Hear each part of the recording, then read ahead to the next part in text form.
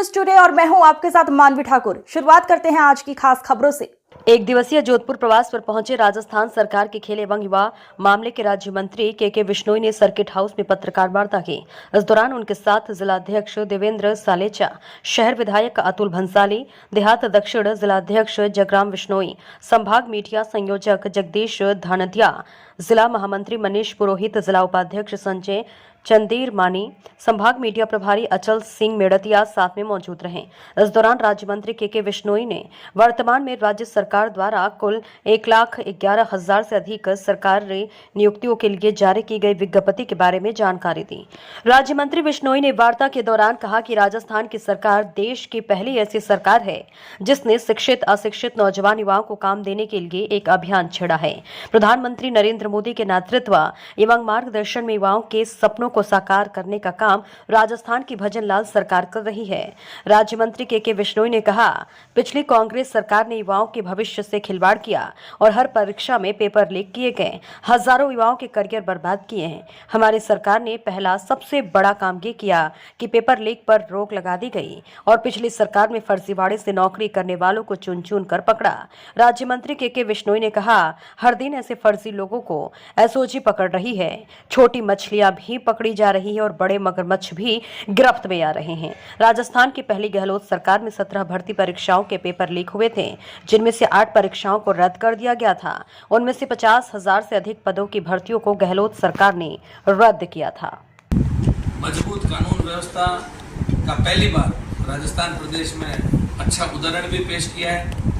लगातार जो युवाओं के भविष्य के साथ में खिलवाड़ करने वाले गिरोह थे, गैंग थे, उनके खिलाफ कठोर कदम भी उठाए गए और भविष्य में ऐसा ना हो। जो पुलिस के अंदर अपन सदैव थानों के अंदर देखते हैं कि आम जन में विश्वास और अपराधियों में भय। नजर आता है आपको रास्ता? अभी भर्तियों से रिलेटेड आपने सवाल किया और आप पिछले 10-11 महीने से सर भर्तियों से संबंधित सवाल है मेरा। जयपुर के कर्णिविहार थाना पुलिस ने कार्रवाई करके फर्जी डिग्री गिरोह का पर्दाफाश किया था, जिसमें 6 आरोपी बनाए गए थे, जिनके खिलाफ चार्जशीट पेश हुई। लेकिन कम से कम 5,000 फर्जी डिग्रियां मिली थी, जिसमें से कम 1,000 लोग उस फर्जी डिग्री पे काम कर रहे हैं, सरकारी नौकरियां कर रहे हैं, उसमें कोई कदम नहीं उठाया। इसके साथ आरपीएससी और सेंट्रल संचालक ज्यादातर पेपर आउट करवाने के जिम्मेदार पकड़े गए, जो एसओजी ने पकड़े सब तो वही है, ठीक है। उनके खिलाफ अब जो सेंटर दिए जाएंगे, आरपीएससी किस तरह की कार्यप्रणाली आगे यूज करेंगे? देखिए, जैसा कि आप लोग पिछले 10-11 महीने में देख रहे हैं कि जो सीधा इन गिरोह से संबंधित रखने वाले व्यक्तियों से लेकर के फर्जी अभ्यर्थियों से लेकर के छोटी मछलियों से लेकर के बड़े मगरमच्छ तक धीरे धीरे पकड़े जा रहे हैं या रडार के अंदर। तो जो भी आप चाहे ये कर्णिविहार थाने की चर्चा कर रहे हैं, चाहे आरपीएससी की कर रहे हैं, ऐसा कोई भी विषय शेष नहीं रहना है जो कि कोई भी गलत तरीके से काम करके, गलत तरीके से कोई भी तरीका अपना करके यदि कहीं पर बैठा है तो खुद को सुरक्षित ना माने। सर मेरा सवाल ये था, एक्चुअली बीच में बात होती तो बीच में कट हो गया था। मैं कह रहा हूँ 5,000 फर्जी डिग्री जो है वहाँ पे मिली है और 1,000 से ज़्यादा लोग सरकारी नौकरियाँ कर रहे हैं। ग्रास रूट पर काम किया, उन लोगों को क्यों नहीं गिरफ्तार किया गया? जो नौकरी कर रहे हैं उन लोगों को क्यों नहीं गिरफ्तार किया जा रहा है, जो फर्जी दस्तावेज लेके सरकारी जो है नौकरी में आवेदन कर रहे हैं? देखिए, एक दिन का ये काम नहीं है। जो भी विषय एसओजी के संज्ञान में, सरकार के संज्ञान में, पुलिस के संज्ञान में कहीं पर भी आएगा, हर चीज़ के लिए एक समय लगता है। आपने जैसा बताया है तो उस विषय पर भी एक प्रश्न क्या एसओजी को जांच करनी चाहिए या पुलिस थाना ही जांच करेगी? नहीं, पुलिस भी अपना काम जिम्मेदारी से कर रही है, लेकिन क्योंकि ये भर्ती का प्रकरण हमने संकल्प पत्र के अंदर भी इसको एसआईटी का सरकार बनते ही जो गठन किया, एसओजी को जांच सौंपी गई, इसलिए ये नहीं सौंपी गई सर, थाना प्रभारी कर रहे हैं। नहीं, इसकी थाना प्रभारी कर रहे तो पुलिस भी जिम्मेदार है। एसओजी पुलिस एक ही तंत्र है, अपने अलग अलग नाम दे रखे हैं क्योंकि वो स्पेशल ऑपरेशन ग्रुप है, काम तो पुलिस का ही है। सर संज्ञान में तो आया ही होगा क्योंकि आपने प्रेस वार्ता शुरू में कहा पिछली पूर्ववर्ती सरकार में 19 पेपर में से 17 पेपर लीक हो गए, लेकिन कहीं जांच जो है ऐसा ही कोई घूमती फिरती नजर आ रही है। कोई और पेपर की कोई जांच या कोई आरोपी ऐसे पकड़ा नहीं गया, कहीं आगे गए नहीं है। सिर्फ ऐसा ही को ही पकड़ रहे हैं, उन्हीं को डाले, जब हेड कांस्टेबल उसमें अच्छा कार्य कर रही है आपकी सरकार, पर आपकी भर्तियां भी तो होनी चाहिए सर, उस पर क्या कार्रवाई होगी? आपको जैसे जैसे समय निकलेगा हम आपको खूब सारे नई नई सूचनाएं आपको देंगे। अच्छा, एक चीज और कार्य होगा तो पूरा आपको बताया जाएगा। हालांकि पूर्ववर्ती सरकार पे फिर बात आ जाएगी, उन्होंने जिले 2 कर दिए, बालोतरा और बाड़मेर, है ना, और सांचौर कुछ, लेकिन इसी इलाके में क्योंकि जो ज्यादातर मामले आए सामने वो इसी बेल्ट से आए, अब आपका भी वही क्षेत्र है, उसको लेकर के क्या कुछ कार्य योजना है कि वहाँ कम हो इस तरह के घटनाक्रम या नहीं हो, या आगे किस तरीके से सरकार उसको लेकर के उस क्षेत्र विशेष को लेकर के क्या कुछ योजना है?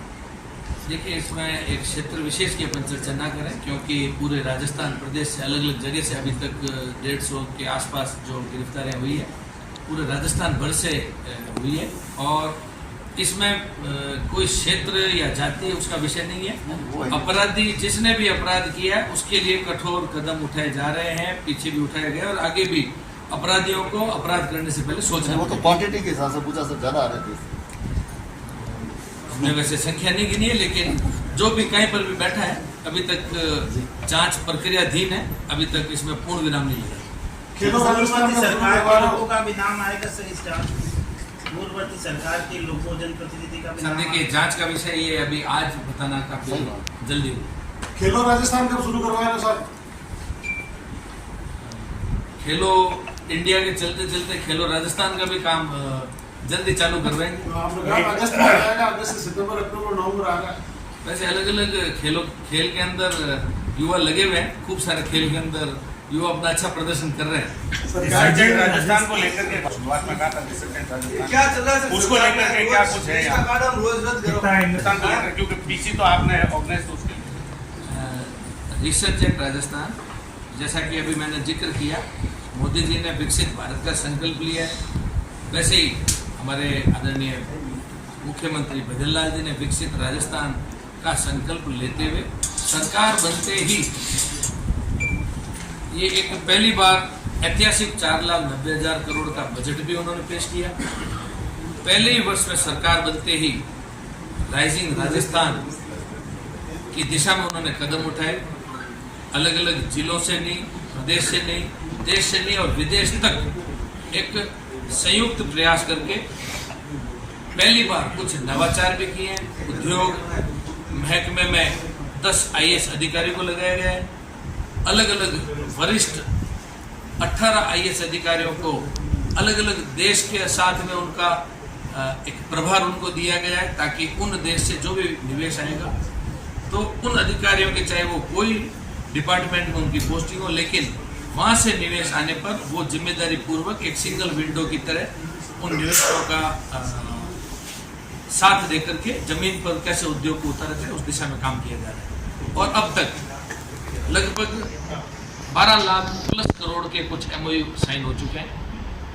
और चर्चा करना चाहूँगा तो पचपदरा की धरती से, क्योंकि भारतमाला जो जामनगर से अमृतसर तक पचपदरा रिफाइनरी को होते हुए एक लंबा हाईवे मोदी जी की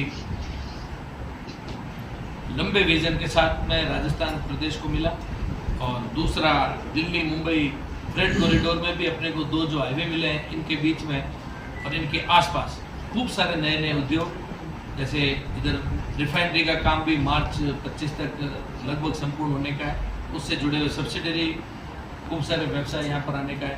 तो यहाँ पर पेट्रोलियम हब, बीकानेर में सेरामिक हब, इधर जोधपुर पाली मारवाड़ जंक्शन, इसके बीच में अभी केंद्र की तरफ से मोदी जी ने इस पूरे बेल्ट को, इंडस्ट्रियल एरिया को विकसित करने के लिए लगभग 2,500 करोड़ का प्रावधान रखा। और आने वाले समय में यहाँ पर सोलर से जुड़े हुए, चाहे सोलर मॉड्यूल से जुड़ी हुई फैक्ट्रियाँ हो, चाहे अभी तक लिथियम बैटरी का कंटेनर साइज की बैटरी, उनसे जुड़े हुए उद्योग हैं।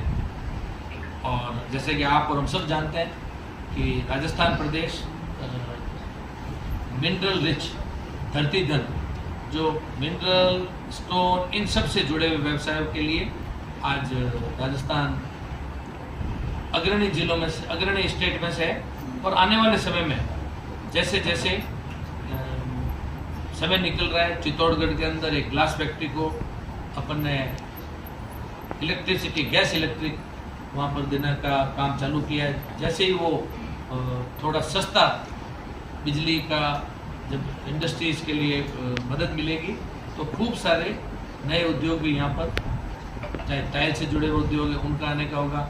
आईटी सेक्टर में अजमेर है, हाईटेक सिटी जयपुर, और कुछ फर्टिलाइजर से जुड़े हुए भी, एथेनॉल बेस्ड जो बायोफ्यूल के, चाहे वो प्रतापगढ़, डूंगरपुर, गंगानगर, हनुमानगढ़, सब जगह पर अलग अलग दिशा में इन दोनों हाईवे को साथ जोड़ते हुए बाकी सभी जिलों के लिए वन डिस्ट्रिक्ट वन प्रोडक्ट का भी दिमाग में रखते हुए सरकार बहुत अच्छे तरीके से युवाओं के भविष्य को ध्यान में रखते हुए बहुत अच्छा काम करने का प्रयास भी कर